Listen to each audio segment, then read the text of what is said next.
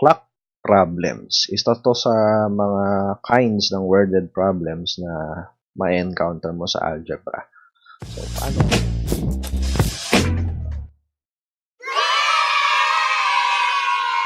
paano ako nagsasagot ng clock problem? Simple lang. Tatandaan ko lang yung 2/11 theta.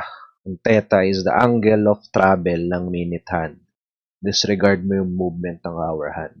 Saan galing to? Galing to doon sa nabasa kong libro ni Padilla. So, we actually call it Padilla's formula. So, hindi ko to gawa, no? Sa kanya to. Nakalimutan ko na kung anong libro yon. Pero maganda. No? Maganda tong formula na to. Hindi mo kailangan ng Caltech, hindi mo kailangan ng mahabang analysis. 2/11 nung angle. Pwede na. So, paano ba gumagana to? Tingnan natin with an example. At what time after 2 o'clock will the hands of the clock be at 90 degrees from each other for the first time, hindi second time. So, correction lang dito sa tanong natin. So, 2:00 na. So, ito yon yung black. Medyo lakihan natin. Yung black, yung hour hand nakaturo sa 2. Yung minute hand nakaturo sa 12. Para maging 90 degrees, isipin mo, hindi gagalaw yung hour hand. So, saan yung 90 degrees? Dito yung tuturo sa 5. Pagturo niyan sa 5, 90 degrees yan. Yung hour hand at saka yung minute hand. Ganun, no? So, parang mali. Kasi, laging tinuturo sa atin kung gagalaw yung hour hand. Pero, kung mag-alala, gagana yung formula. So, ilan yung ita-travel ng minute hand? 1, 2, 3, 4, 5. Pupunta siya sa 5. From 12 to 5, that's 5 steps. So, 5 steps from 12 papunta doon sa 5. So, 5 times ilang degrees ba bawat step? 30 degrees yan bawat number. So, we have 150 degrees ang ita-travel nung minute hand from 12 papunta doon sa 5. So, ang gagawin mo, 2/11 times 150 degrees. So, multiply mo lang yon and you will get an answer. Of course, you'll get an answer. This is 27.27 minutes. So, kaya ang sagot mo is 2, then 27.27.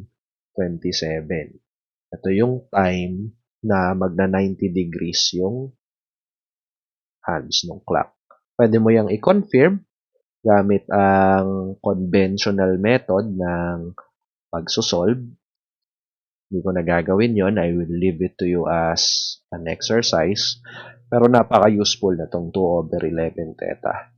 Gamit ko lagi yan. Hindi ko na iniintindi masyado. Actually, galing yan sa conventional method. Laging may 2/11 doon kapag nagsosolve ka. Okay? So, ang sinabi na Pedrilla, lagi naman lumalabas ang 2/11 na to. Shortcutin na natin. Lagay na natin sa kagad. Okay. Sample number 2 para sa clock problems natin. At what time after 4 o'clock will the hands of the clock be opposite each other? So, ayan yung hands ng clock ko. 4 o'clock siya. And opposite each other. So, I assume na hindi gumagalaw yung hour hand. Opposite is, syempre, doon sa number 10. Pero, bago tayo pumunta doon sa 2/11 theta natin, gawin natin to using classical method muna. So, sa classical method, kailangan mo ng dalawang angles. Ito, the angle from the 12 o'clock papunta doon sa hour hand. And another one, yung angle ng minute hand. Okay. So, yung angle ng hour hand, yung theta ng hour hand, equal yan sa dalawang bagay na inad, no? So, from 12 to 4, that's 4 times 30 degrees bawat isang oras. So, yan, 4 times 30. Plus, dahil nag-move si minute hand natin, yung hour hand mo ta-travel ng ganitong amount, at that amount is the number of minutes over 2. Bawat minuto, bawat 2 minuto, nag-move yung hour hand ng 1 degree. And then we have yung angle nung minute hand, which is simply 6 times the number of minutes. Ang gagawin mo lang, isusubtract mo yung minute hand, yung angle ng minutes minus yung angle ng hours, dapat equal sa 180 degrees kasi opposite each other sila. Substitute the value, 6m minus 4 times 30 is 120 plus m over 2 equals 180 degrees. So we have 6m minus 120 minus m over 2 equals 180 degrees. And we go back to our formula. 6m minus m over 2 is ilan? Surprisingly, it's 11 over 2m. Then lipat mo yung isa, 300. So, m is equal to 2 over 11 ng 300. I-compare natin doon sa ating 2 over 11 theta. Ilan ang angle na ita-travel ng minute hand ko? From 12 to 10, that's, yung theta ko is 10 times 30 degrees, which is 300. So, 2 over 11 times 300. Same thing with yung mahabang method. Sinortcut na natin. 2 divided by 11 times 300, and you will come up with 54.55 minutes. So, ang sagot after 4 o'clock is 4:54.55. Ganyan yung oras na magiging opposite na yung hands ng clock to each other. So, again, ito yung mahabang method. Yan. Mag-analyze ka ng angle, subtract mo sila. Or, dito tayo sa mas madaling method, 2 over 11 theta. It's your choice. Diba? Choice ko yung 2 over 11 theta. No?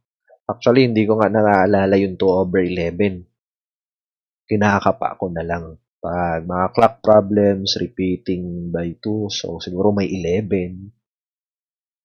Una, ginawa ko 1 over 11, mali. 2, mali yung feeling. Kasi pag 2 over 11 mas tama, medyo malapit na siya sa 11, 55 minutes, pero wala pa. So, gano'n, no? Kung ko tinatandaan with feelings.